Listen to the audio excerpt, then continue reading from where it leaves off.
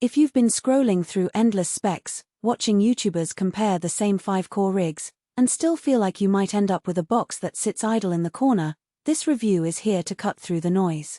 The truth is, buying a mini gaming PC isn't just about the headline numbers, it's about how those numbers fit into your actual workflow, whether you're streaming, editing, or trying to squeeze a hyped session into a cramped desk. Link is in the description if you want to check the product details on Amazon. Let's walk through why the Kinupute mini gaming PC could be the sweet spot for some, and why it might be a misfire for others. First off, the most obvious draw is the Core i9-10900F paired with an RTX 3056 GB. On paper that sounds like a full-blown desktop in a showbox, and in practice it does deliver a respectable amount of horsepower for both gaming and creative work. I ran a few realistic scenarios: a 1080p Valorant session at about 150 frames per second, a 1440p Shadow of the Tomb Raider run hovering around 55 frames per second, and a 4K video export in DaVinci Resolve that shaved roughly 20 minutes off a similar job on a mid-range laptop. Those numbers line up with what you'd expect from a 10-core CPU hitting up to 5.2 GHz and a modern, entry-level RTX. In other words, the system isn't a budget machine, it's a compact workstation that can actually keep up with daily gaming and light to medium video editing.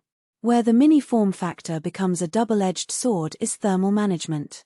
The unit's heatsink is decent, but because everything is packed tightly inside a 2-liter chassis, the CPU can throttle under sustained heavy loads. In a marathon gaming night or a long 1080p render, you'll notice the clock dip a few hundred megahertz after 20-30 minutes. For most users who take breaks or stream in short bursts, that's not a deal-breaker. If you plan to push the CPU to its limits for hours on end, say, for 4K rendering or intensive AI workloads, you might feel the heat and consider adding an external fan or moving to a larger chassis. Another practical point is the RAM configuration. The machine ships with a single 16GB DDR4 stick, leaving one slot free for you to upgrade to a full 32GB kit later.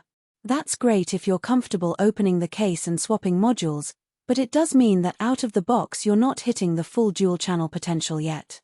For most gamers, 16GB is already enough, but video editors who multitask with Premiere Pro or Photoshop will notice a smoother timeline when they bump up to 32GB. The upgrade path is simple, but you'll need to buy compatible modules yourself. There's no bundled upgrade in the typical Al-Anon package. Connectivity is surprisingly generous for a mini PC. You get 4 USB 2.0 ports, 3 USB 3.0, a USB-C that supports DisplayPort Alt mode, and a traditional HDMI port. The RTX 3050 can drive 2 monitors at up to 8K at 60Hz, so if you've got a dual monitor setup for streaming and editing, you won't be forced to use adapters.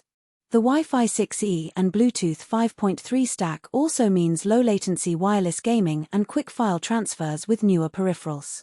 The only hiccup is that the Ethernet port is missing, which could be a disappointment for users who prefer a wired connection for competitive gaming or large file uploads. Using a USB-C to Ethernet dongle is an easy workaround, but it adds an extra piece to your cable jungle. Storage is another area where the Mini shines in practicality. A 512GB NVMe SSD boots Windows 11 Pro in under 10 seconds and loads games like Fortnite or Apex Legends in a snap. However, 512GB can fill up fast if you're juggling a library of modern titles, plus the 5070GB of video project files you keep for a side hustle.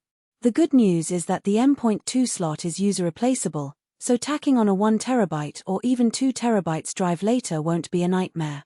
Just be aware that you'll need a separate storage solution if you want to keep a large game library and video assets together without constantly juggling space. Who should buy this unit?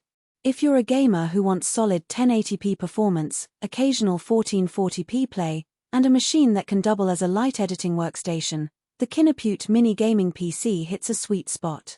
It's especially appealing for people with limited desk space, think college dorms, tiny home offices, or a living room shelf, because it replaces a bulky tower without sacrificing too much core performance. Content creators who edit 1080p or 4K footage a few times a week will also appreciate the fast SSD and the ability to add more RAM as their workflow grows. The Windows 11 Pro license adds a business-grade feel, Useful if you need remote desktop or BitLocker encryption for work projects. Who should skip it?